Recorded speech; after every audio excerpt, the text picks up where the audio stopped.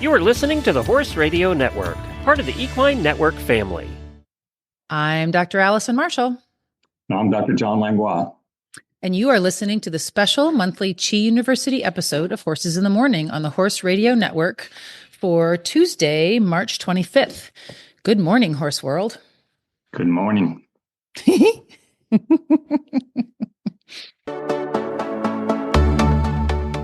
Welcome to our once-a-month look at traditional Chinese veterinary medicine with the Chi University.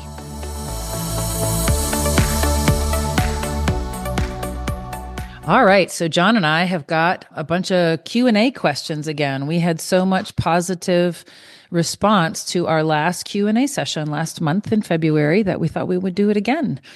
And if anybody wants to ask us questions, you can go to the Horse Radio Network.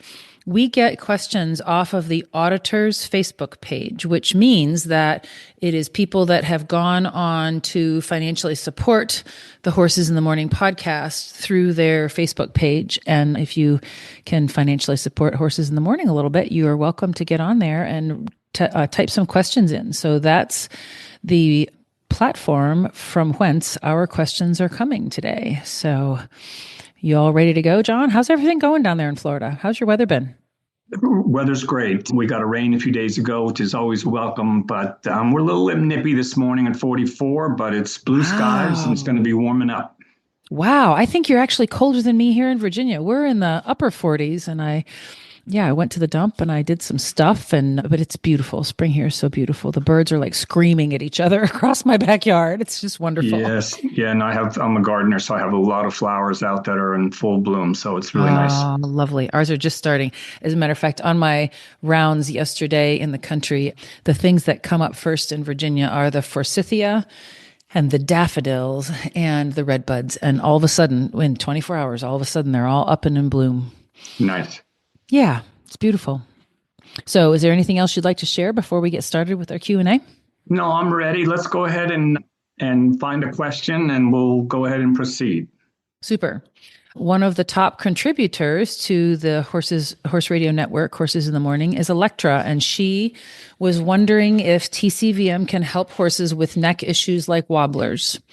And I feel like we've talked a little bit about cervical issues, and I would describe Wobbler's disease as on the continuum. I think that neck problems can range from pretty minor and very subtle clinical signs. I would say Wobbler's is maybe some of the more overt clinical signs. Do you have anything to add to that? Well, Electra was asking about, help horses with neck issues like Wobblers. So I think we could address a little bit because I'm very, very happy with the response that I get for treating neck issues. And these may be in some ways similar to wobblers, meaning that you have situations where you have either facet disease that is extensive enough that it's actually encroaching on the spinal cord. Right. And then you get the similar signs to a wobbler. So I've had several cases like that and been very successful. So I'm encouraged and would encourage anyone that has issues with the neck, whether it be stagnation, which is, again, not a good flow of channel energy through the neck, or pathology where you have OCD or facet pathology, and then, again, some stenosis or narrowing of the spinal cord, which is more of a wobbler syndrome. And I think Dr. Shea, when he teaches this, that approaching wobblers and the question comes, how much can we really help them? He makes a statement that usually we can improve them one grade. That's his general term. Maybe it's better, maybe not so good, but at least one grade better using TCVM, electroacupuncture, and herbal for wobblers. Yeah, I would agree with all that. And, one of the things that your discussion suggested is that we actually know what the problem is. And so whether or not someone has been through diagnostics, there are so many clinical signs for neck problems. So whether or not you know that your horse has, joint disease or cervical arthritis, or whether or not you know that they're a wobbler, I find that a lot of times the combination of what you described, the cervical formula, which is the Chinese herb, and electroacupuncture, and a multiple treatments of those, maybe every 2 to 4 weeks, you just don't know till you try. And I've had some horses that were not very effective, but didn't, respond as brightly as I thought. But I've had some that have responded way better than just one grade better. Like me and my owners together have really given it a try. And I'm kind of amazed at the response. And I would put wobblers in the category of young horse disease. I think that sometimes when they are affected as a young horse, and by that I mean 2, 3, 4 years old, if they're pretty severe, it's going to be difficult to pull them all the way around and make them a sport horse. But if they're affected a little bit later in life, it may be that they've had some instability in their vertebra, which has now progressed to advanced arthritis in those joints that are pushing on the spinal cord. And I feel as though, if I kind of think about it from those perspectives in my head, that it's those older horses that have maybe been a slower progression that might respond a little bit better. I don't know what your experience is with that. Yeah, well, that's a good point, that you're dealing with maybe two different processes. One may be developmental and the other is kind of acquired. Right. Yeah. And, just to share, I had, and I may have shared this once before, but I had a woman that she had a really bad aneurysm as an 11-year-old and lost the use of her left arm. It's basically there. And she had a horse that she approached me, said that she had many veterinarians take a look at it and had not figured out what the diagnosis was. And we took her out of the stall, and he dragged his hind foot a little bit. And I said, I think I already know what's going on here. Not exactly, but I know that it's most likely a neck issue. And so we went to the university. They found significant arthritic problems, C6, C7.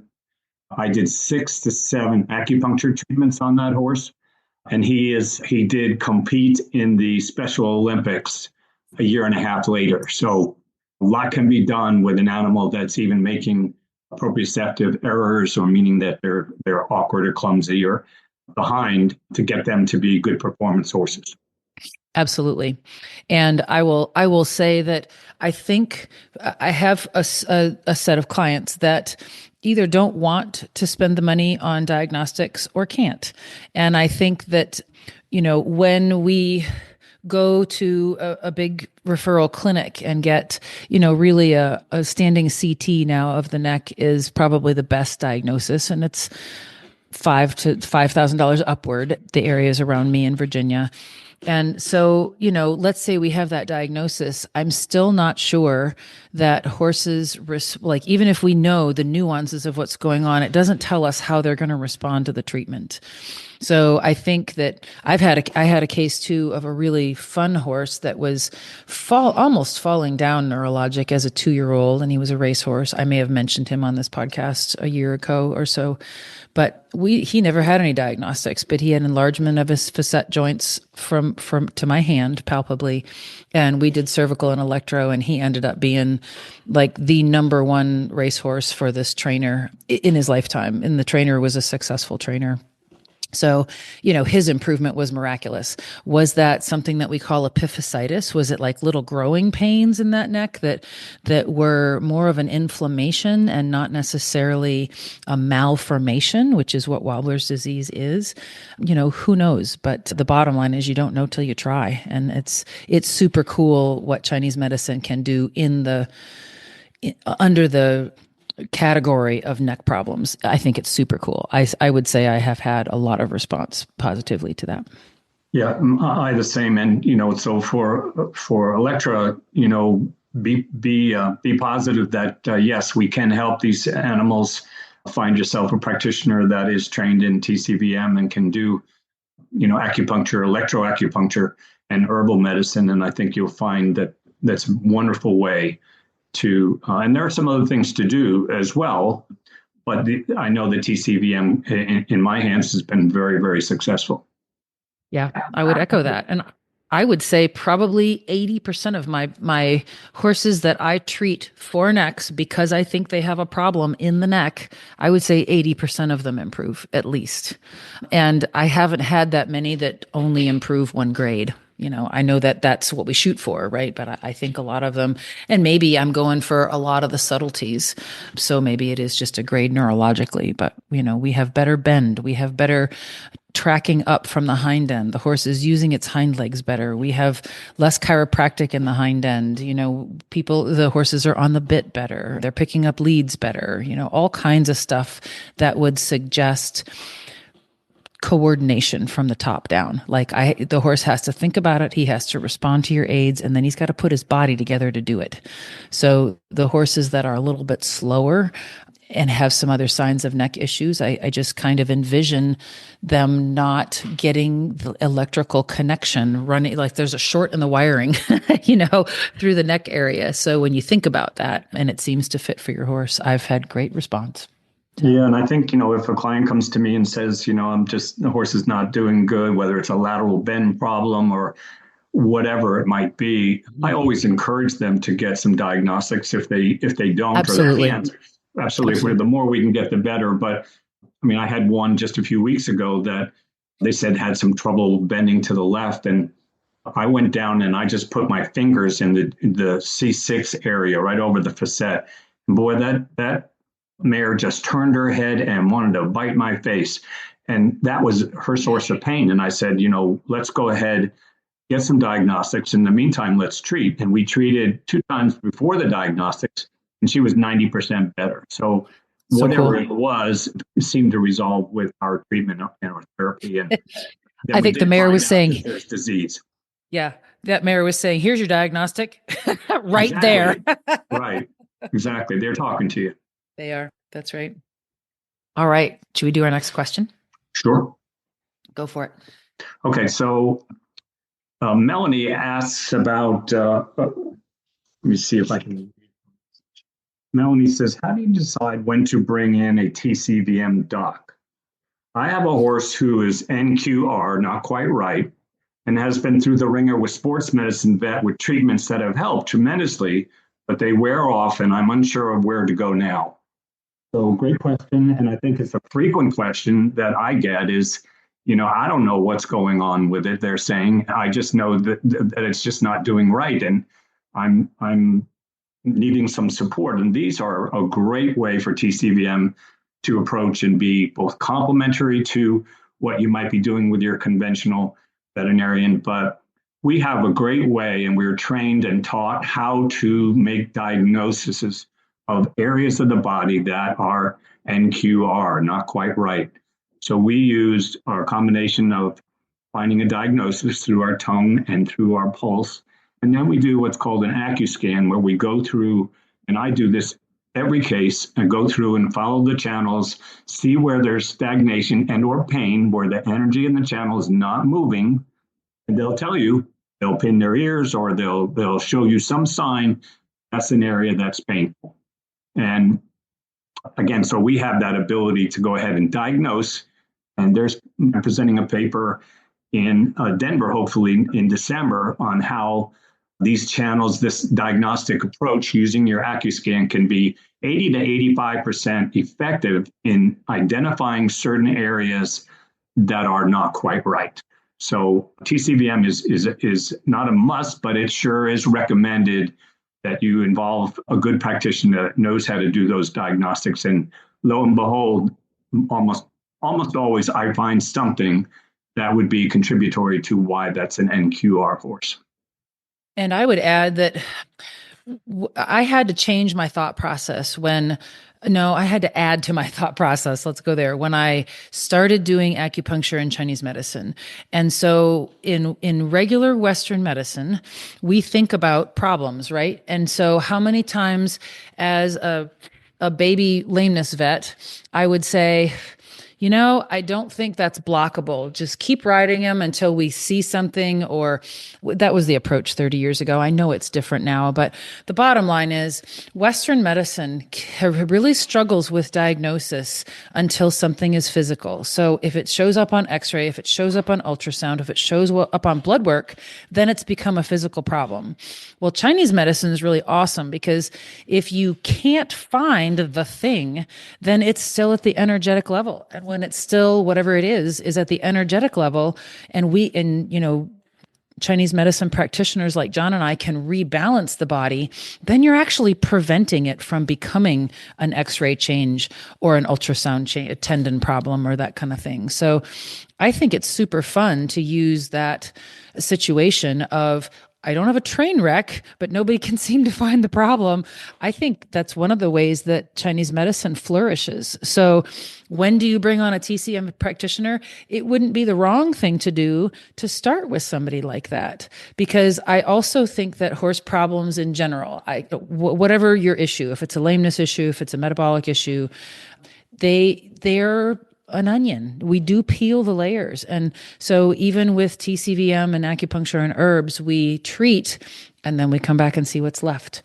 And then we treat and then we come back and see what's left. So sometimes you can peel the layers down to the problem or clear a lot of the extraneous noise of clinical signs down to whatever the issue is. But it also works hand in hand with Western medicine really well. Yeah, and I think just as in the case of Electra, I would encourage, if they want to pursue conventional radiographs, and oftentimes if you have a conventional practitioner or a hospital, you take them in and they may radiograph every joint, to be able to understand. But to me, that's fine. But is that area that they find that has some radiographic changes is really what's causing the problem? Absolutely. And that's where we can become really, really complementary in that doing that scan. And I have done it many, many times where I said, well, I think the problem is really, a soft tissue problem between the carpus and the fetlock. And I can show you why that is based on our scanning method. So it can be hugely valuable to fine tune the root or the source of the problem as opposed to just generally looking everywhere. Yep, I totally agree with you. So the answer is, you bring Chinese medicine practitioners on, I would say sooner rather than later, just because we deal with those things that are less overt and then can create compensation in other ways. Would you? Yeah, and I think my good clients, basically what they do is they have their regular vet come out and take a look. And then the next phone call is to me, meaning that they want both approaches. They want to get both opinions, and then they make their decision on, which direction they may go. And so I think the idea, and Dr. Shea is actually did a video many years ago where he speaks of the marriage of both the Western and Eastern medicine together and how important it is. So you said that's what your good clients do. Do you have any bad clients, John? What do they do? I'm joking, but I agree with you. I've gotten pretty decent diagnosing over the phone if I'm talking to somebody. I think that overt lamenesses, if you have a horse that is unsound, then if I can tease that apart and figure out that it's an unsoundness, it absolutely is in the department of Western medicine. But if it's doing some funny behavior based on favoring a certain area of its body, then I think it falls in the category of Chinese medicine and chiropractic and the more energetic medicines, I would say in general. Yeah, and that's nice when you have, what we say is a large toolbox, which you can take all of your trainings and put them together. Yep. To find an answer. And it's really, really, it just makes it so much more valuable that way. Yeah, it's thrilling. I had a Qi student, an acupuncture student, who was a veterinarian in New Mexico, riding along with me this week for some of her hours. They have to have certification hours. And I was teaching her some things, and it was just so cool to watch her go. And she said, I showed her how to do it. I have certain clients that'll let my students have a little horse time, and it happened to be manipulation and not needles, and she got down off of the block and just went, "This is so fun." It's like, Yes. yeah, it really is. This is so fun. You Yes, drank yes, the Kool-Aid too, sister. yes. All All right, right. So Melanie, go call a TCVM practitioner, and we'll at the end of the show you how to find one. If you haven't, if you don't know how to do that, we'll assist you, and I think you'll find that it will help your problem to be resolved and last long. The resolve for a longer period of time. Yeah. And, on that note, I'm going to say, there are so many temperaments of horses. And a lot of times our higher performance horses are actually super tough. So unfortunately, nobody knows that they have an issue until they're on their fifth compensation. And so that's part of the beauty of marrying the two medicines together, is that we can kind of peel the layers and figure out what their issue is. And sometimes that's anxiety. Sometimes anxiety, which takes us to our next question here, but sometimes anxiety can lead to some gait abnormalities, believe it or not.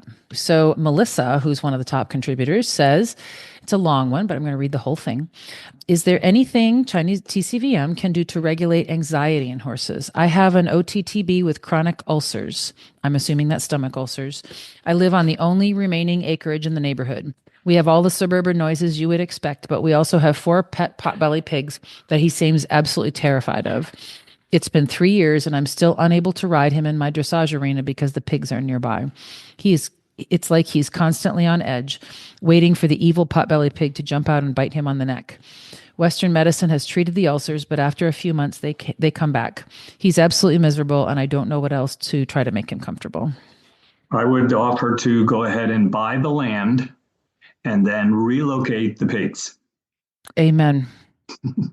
Well, or relocate them. You know what I mean? Like, but I say that I'm going to reel that one back in. Yeah, I'll reel it back in as well. Yeah, I think that racehorses are probably some of the best sacked out. They have to deal with all the trucks going by at the racetrack, all that kind of thing. So they're usually pretty chill with a lot of things. I do find that when horses get more comfortable in my hands, then they become less spooky. So I do think that probably the anxiety is causing the chronic ulcers, or the ulcers are causing the anxiety. I think that's hard to tease apart sometimes, but I do think that pain makes a horse more anxious. That could be low neck pain. That can be, some chronic discomfort. That can be weakness behind, causing them to use their back to carry their caboose. So they actually have got some lumbar pain, but it's because they've got weakness behind and they're uncomfortable that way. You got anything to say about that? And I think that's an important point is, we always look for the root of the problem. What is the cause? What is it that's causing the anxiety? Yes, we do know that certain constitutions, the fire horse can become a little bit restless and unstable. Sometimes also the water horse can be fearful of certain things. So we understand that certain constitutions are a little bit prone to being out of balance and may cause them to have anxiety and other what we call Shen disturbances, or mind things that are, again, out of balance. But we can offer a lot. In fact, if you had to speak of, treating anxiety with TCVM, I've had tremendous luck with that, or tremendous success with that. Absolutely. And we use a combination of things, and not just acupuncture. And I have had one horse that came into our clinic each time for laboratory, and when got there, he was just a mess. So they would ask me if I would put in a needle in a certain spot just in front of the forelock, and see if we could quiet it down. And lo and behold, every time when he came in, we put those needles in, and he was a far better horse. So acupuncture, and you can consider what I do with my first cases is I just go ahead and put either dry needles or B12 into the points that we know are very calming in and around the head. And if I get success, then I would consider using surgical staples, just pop them in, and I've had tremendous success with that. There are herbs that treat these disturbances that cause anxiety. And I also have my own CBD company, which had tremendous success there, putting them on CBD, provided you can show you have to be concerned about your showing, but in testing. But CBD has been a combination with acupuncture that has been really, really helpful on horses that have anxiety. So again, I don't think I would be involved with buying the land or relocating the pigs, but I think that you can go ahead and try these things, and I'll bet you'll find that they are very, very helpful. And I'll add that I have seen, it's been coming to the forefront of my thought process for probably the last 7 or 8 years that we're having a real rash outbreak of stomach ulcers in horses. And we used to have stomach ulcers in pretty much a small population of horses that did not get turnout and horses that were stressed fairly regularly by trailering and showing. And trailering is way more stressful on horses. I think we've proven that now. I think that's well known that trailering is super stressful on them. But I have a client of mine that lives out of my practice area. I see her because I adore her. And she has a little chestnut off-track thoroughbred. They live in this beautiful wooded area. It opens up to a pasture. She doesn't like to drive her horse trailer, so he goes nowhere. He gets ridden most days a week, dressage. Like, the horse has absolutely no stress in its life. But he still got diagnosed with grade 3 stomach ulcers. And he gets lots of turnout, like more than 12 hours a day turnout. They did a study when I was a baby vet. This was back in 1995. And at the time, we didn't have omeprazole, which is GastroGuard or UlcerGuard. All we had to treat stomach ulcers was Zantac. And they compared the use of Zantac with grazing for the treatment of stomach ulcers. And lo and behold, they were equally effective. So I think we've proven over the years that usually grazing in the pasture is plenty to treat stomach ulcers. Horses are just meant to have something in their bellies all the time. And grass from an energetic perspective is a little more cooling than hay. It's a little bit better for them. But so I would say that this horse in our question probably falls into the category of having some chronic stomach ulcers and maybe having anxiety because of that. So we could do a two-pronged approach of treating the anxiety for sure with either the points that you recommended, John, or the herbals for that. And there's multiple different herbals for that. And I should say, there's a wonderful herbal called Stomach Happy. And I have had equal results to Stomach Happy as GastroGuard. And I find I keep hearing my clients tell me, because I'm not scoping them, I'm not putting them on those medicines, but they keep saying, yeah, it's been 6 months, we're going back for our next check. And, these horses are becoming a little more refractory to GastroGuard treatment, which is really frustrating to hear about. But I do find that the herbal Stomach Happy is super, super effective for that. So that's how I would approach that particular case, is treat for the stomach ulcers. We know that, right? But he's an OTTB as well. So I would do a two-pronged approach. I think that's wise, and I think again, don't forget, even though CBD is not really a TCVM approach, although right, the Chi University does sanction and markets CBD products, so these things can turn horses around very, very quickly, and within a few days, I've seen horses that were very, very nervous, not in their own environment, but when they got on that trailer going to the show, that the CBD was tremendously helpful in getting them to be, less anxiety at the showgrounds. That's awesome. Have you had CBD? Like, have you used that in a conjunction treatment for stomach ulcers at all? I do. Like I said, I think for Melissa, it's going to be important to know whether, and a TCVM practitioner with a reasonably good 85% reliability can go ahead and actually approach these areas, these points that are known to be positive when horses have stomach ulcers. So I can help her rather than getting it scoped, all the time, but that can be helpful. And again, with a high rate of value, I can tell someone that, your horse has really got 3+, 4+, 5+ to your acupuncture points that are associated with ulcers. So that can be enough right there. And if we've got to do the two approach. You've got to treat the ulcers, and then that And then you can treat the anxiety as well. And when the ulcers are better, hopefully the anxiety will be better. But we have lots and lots of good things to do acupuncturally and with herbals to treat anxiety. Shall we move on to the next question? We've got a bunch of good ones this time. So I do have a question here from Christy. She states that my mare hated her acupuncture treatment, became very agitated during the procedure. I was so excited about having a practitioner in my area, but I don't think it's for her. And so you're not alone in this. There are many, many horses that are not tolerant for needles, and we have to find a way to be able to get these animals treated TCVM. I know Dr. Shea is famous for his sayings when he goes to put a needle in and the horse tries to bite him or kick him. He goes, "Oh, this must be an herbal case." And I think that I try to get treatment in, and I am not adverse to giving them some light sedation. This tends to go ahead and get them in a position where they're much more receptive.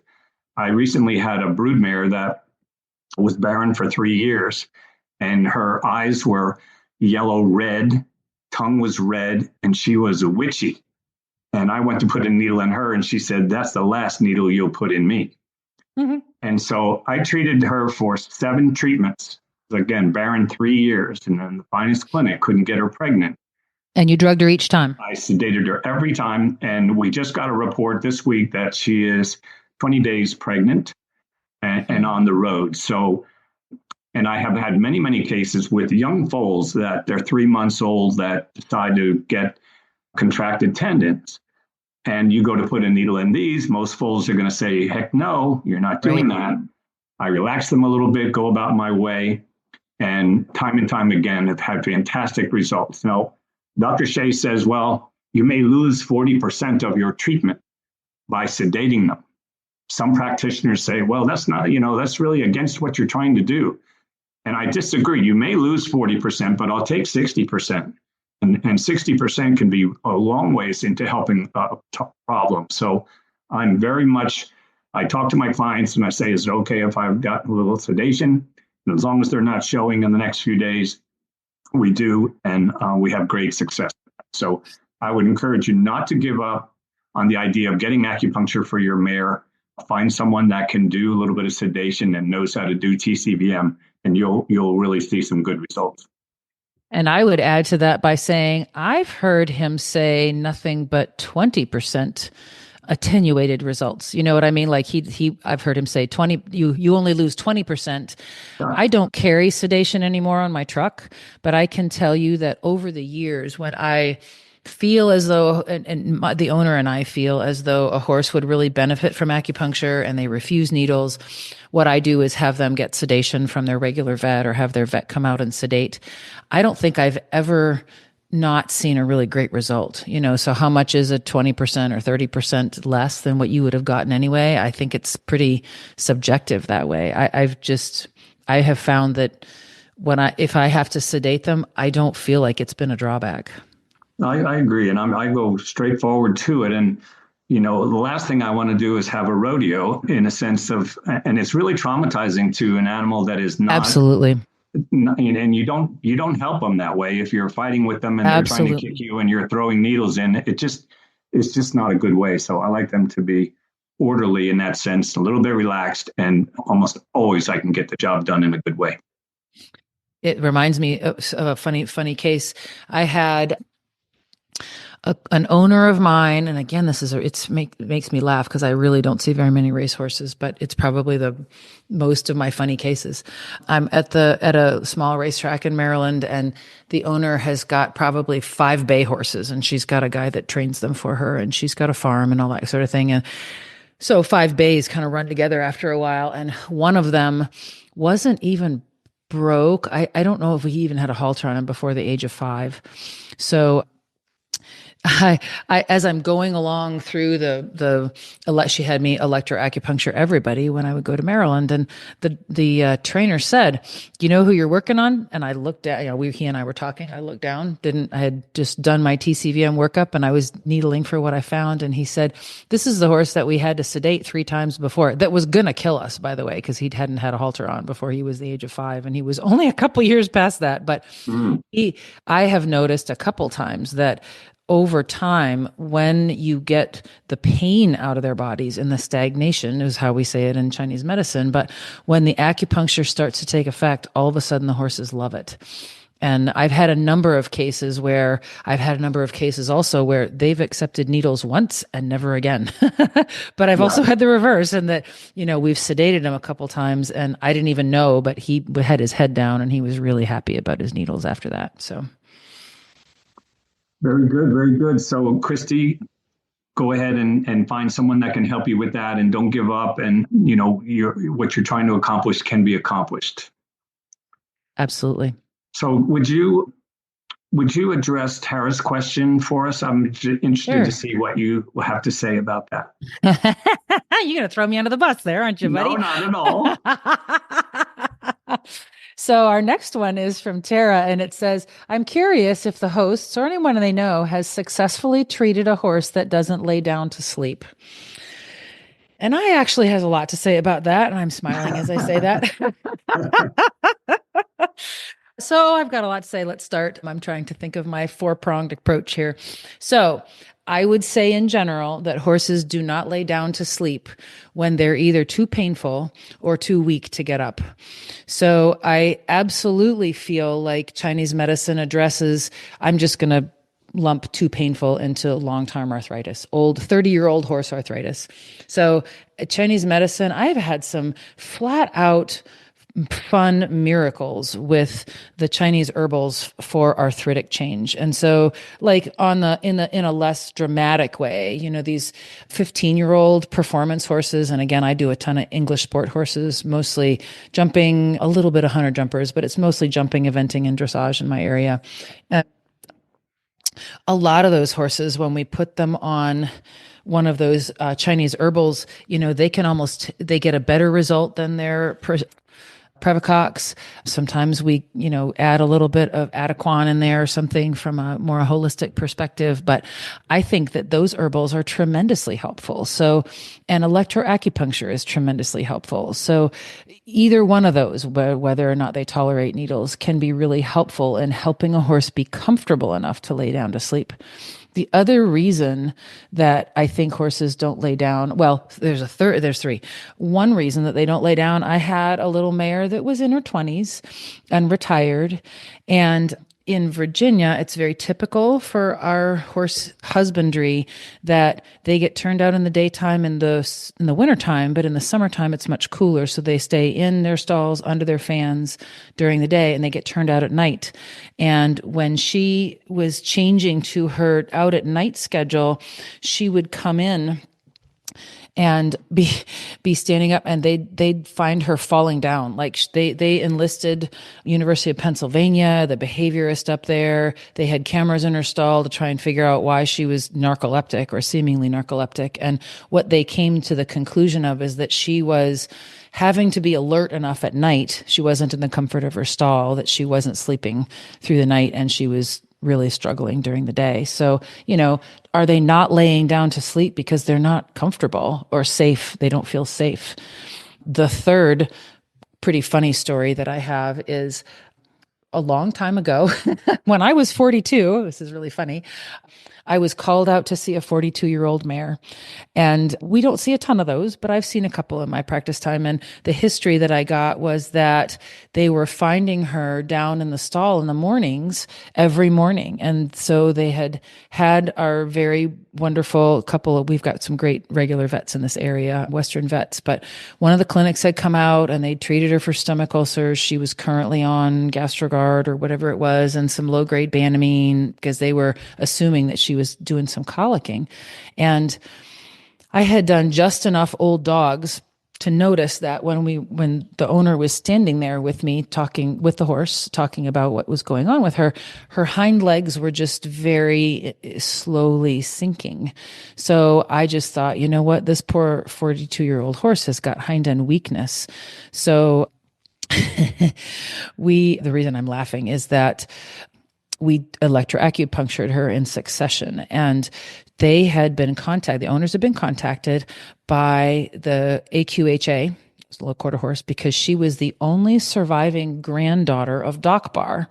And I laugh because that mare didn't need sedation for her electro because she was immobile enough. But I mean, pinning her ears, trying to bite at me. Like, she wasn't mobile enough to kick me, but she sure tried to do it. But I laughed that if the AQHA knew what they were getting into, they wouldn't want to clone her because she was so hateful. But anyway, she did really well. And so I think that she could get up and down outside of her stall, you know what I mean? But she would lie down to sleep at night and couldn't get up. So I have had plenty of people tell me over the years that as we make the horse more comfortable, which could be stronger, which could be, take care of joint pain, we could be changing the turnout, that their horses are comfortably laying down to sleep again. So how was that for a long answer?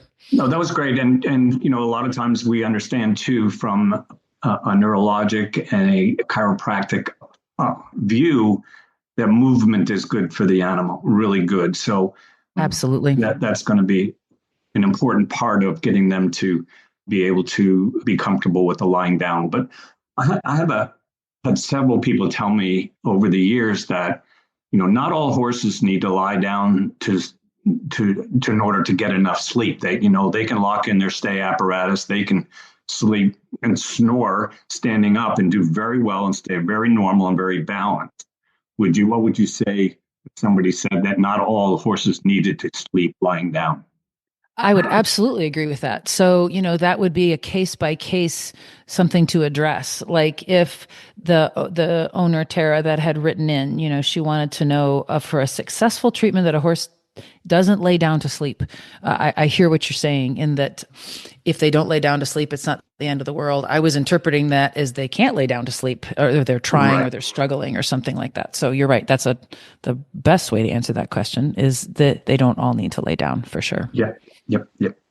Wonderful. Oh, okay. I think we got a little bit of time for two more. Lisa, she mentions, both of my geldings have vaccine reactions. I have been using an immune boosting supplement from Parkmore with great results, but I'm curious to hear more about the 4 elements, there's really 5 elements, and how they translate to altering a vaccine schedule for the horse. I was told that Smoke, my appendix quarter horse gelding, might do better with a cold weather vaccine schedule versus a typical warmer weather spring and fall schedule. Great question. Yeah, and I'll just start by saying that maybe that is a good point, depending on your vaccine schedule, whether you're vaccinating once a year or twice a year or more frequent. In TCVM, we consider vaccines a heat toxin, so they produce heat. So perhaps considering vaccinating in the winter cooler months may be a good approach. Do you have any comments? Absolutely. And I can tell you that I leave the vaccines to my wonderful colleagues in this area. I don't have a lot of vaccine reactive horses that I treat. I think a lot of people don't understand that Chinese medicine could actually help with that, but it is absolutely a heat toxin. And what it tells us is that there's an imbalance in the horse such that it either doesn't have a good air conditioner. Well, it just probably doesn't have a good air conditioner to clear the heat coming into the body. And that could be for a lot of reasons. Thoroughbreds, when they race, are on 10 to 12 pounds of grain a day. That creates a lot of heat in them. We can kind of think of heat as being ramped up, from a rider perspective. It's a hot-headed horse or whatever. But so absolutely vaccines can create a response in the body. I have found let me think. If I would explain that sort of reaction, I would say that the immune system is over responding to things that it shouldn't react to because it's out of balance. So it bears stating that Chinese medicine doesn't believe in allergies. Isn't that cool? And when I did 20% dogs for the first 9 years of my 20-year practice. When I did 20% dogs, I was amazed at how many dogs responded well to not necessarily acupuncture, but I would do a Chinese medicine exam on them and prescribe food and herbs. And I started having a lot of the small animal vets in the area referring me dogs for derm cases, because if you can smooth the body out and balance the body, then the immune system is not overreactive anymore.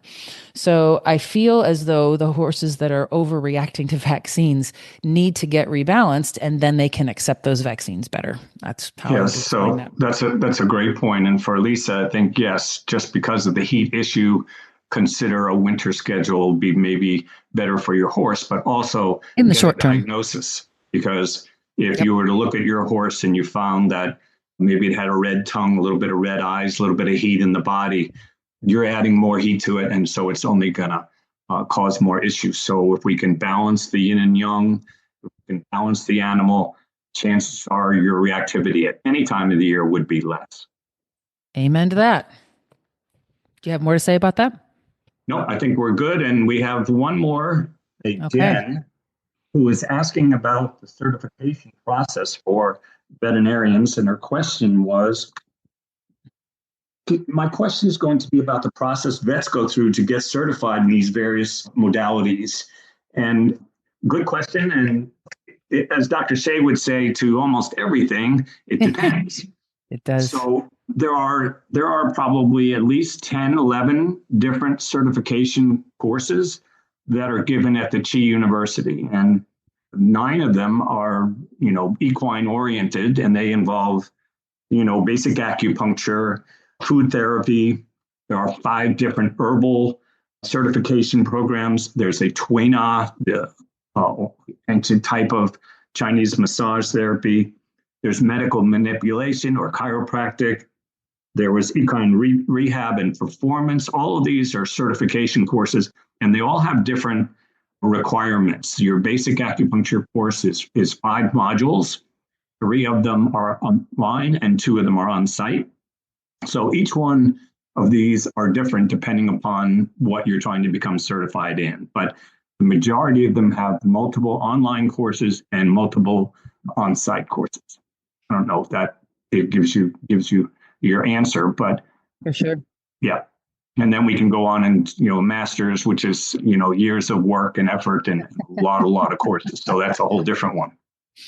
Well, and I think it bears stating that many modalities require you have a veterinary degree before you go on to things. I would say that there are a lot of lay chiropractors out there, and as the governing bodies are in each state, anybody who does chiropractic can call it body work.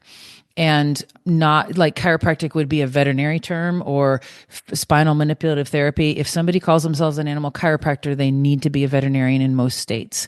But if people call things body work, they can technically do what they've been trained to do and not be a veterinarian. So that's the only one of the modalities that we talk about that I guess you don't need a DVM or a VMD. You have to be a vet before you do all that stuff. So then from there on, you can do some specialized training and get certifications and things. But there's also a lot of really effective treatments. I think that the MagnaWave, or the whatever you want to call that, pulse electromagnetic field therapy, I think that's super effective. I think for those horses that don't tolerate needles very well, that's an option to go for. And that's definitely, there's not a lot of training behind that. There is some, I know, but it's not the months to years that we talk about with a TCVM. Yeah, and I say, if a particular client has, people that come in for whatever they may be trained in, massage or MagnaWave or whatever, I encourage them to use them complementary to what I'm doing. So there's no controversy to having other modalities, providing the persons are trained well. And absolutely. Yeah, absolutely. I just had a situation where, somebody was going to go out and do a particular procedure that they had no training on under the guidelines of the veterinarian. And I think that can be problematic at times. So I think the certification process is a very, very good one for many reasons. It's very helpful. It's very helpful and hopefully in a certification process, I think that everything, whatever you do, including being a veterinarian, they call it practice for a reason. Like we are all imbued with this knowledge as veterinary graduates. Like we've been in the ivory tower, we know what we're doing, and I don't disagree. I think the newer grads have the advantage of being a little bit more on the forefront of the latest and greatest from the belief perspective. But the bottom line is that the more you do it, the better you get. I agree. And, I get a lot of times questions from either clients or people in general that are so, and especially a lot of young equestrians that say, I want to go ahead and learn this stuff and I want to go to the CHI. And I said, well, all of the courses in the CHI are taught to veterinarians only, with the exception of a veterinary technician course, which you have to be a certified technician in order to do that. So the CHI limits all of its courses and education to veterinarians. Yes, absolutely. Absolutely. Or veterinary technicians. They have a veterinary technician program too, which is training the techs to help the vets, not to do acupuncture itself. Correct. Yeah. Wonderful questions. I agree. We've exhausted our list. So everybody out there, I would love for you to get on the Horse Radio Network and send us more questions. I'm really enjoying this format. I don't know about you. No, I agree. And I think that's part of, we can talk all day long, but I love to address the things that are most important to the listener. Yes. So send your questions in and we will be forwarded to them and we can, in a later date, answer them for you. And thank you. Yeah. Awesome. So if you all need to find a practitioner, you can go to TCVM.com, which is traditional Chinese veterinary medicine.com. If you go down under the resources, I believe, it'll have find a practitioner. So if you click on that, there's an area where you can put your zip code in and it will call up the people who have attended CHI and their various levels of certification. And there's what is they call the map thing? There's a legend that tells you who's done what certification by the little colors on their name, but you can find a practitioner close to you. And the other thing that sometimes I get questions about is if I haul my horse to you, does that make the treatment any less effective? And I can say over 20 years, it's kind of like drugging them. I think that I would much rather see them. I can't say that I've noticed an attenuation of treatment for hauling. So even if you have a practitioner an hour away, go for it. Okay. And Allison, one other question that was on the list that we didn't address today, and it came from Obi, and she says, I have used the CHI website and no vets in my area get back to me. What are we to do? Mm-hmm. Yeah, I would definitely say that we could help with that as opposed to just giving up. Yeah, and I think you and I are available through the CHI. So if they want to try and do a personal contact and say, this is my area and I haven't been able to get anyone, we could look into that. And sometimes if I see that a particular area has multiple, I'll ask either Dr. Shea or someone else that say, I'm not familiar with these practitioners. Which one would you say would be a good starting point? And so we can help with that. So if you want to try and get in touch with myself or Allison through the CHI, we can maybe help you to find someone that can do your work. And I'm not saying I'm unavailable, but you got your finger way more on the pulse since you live and are at CHI quite often and you have access to asking Dr. Shea those questions. I probably know my geographic area here in Virginia, and I'd be happy to do that. And like I say, being on faculty, I have a lot of resources to go see if we can do, because it's all about helping the horse. Yeah. You're such a bigwig, John. I'm so happy to know you. I'm going to put you on my resume for reference if I ever need it. Yes, I would be happy to, but be careful. Thanks, man. All right, so we are now down to the quote of the day from Abraham Lincoln, and it says, "It has been my observation that people are as happy as they make their minds up to be." Very good. So, yep, everybody remember that 2/3 of what we see is behind our eyes, and make every day good.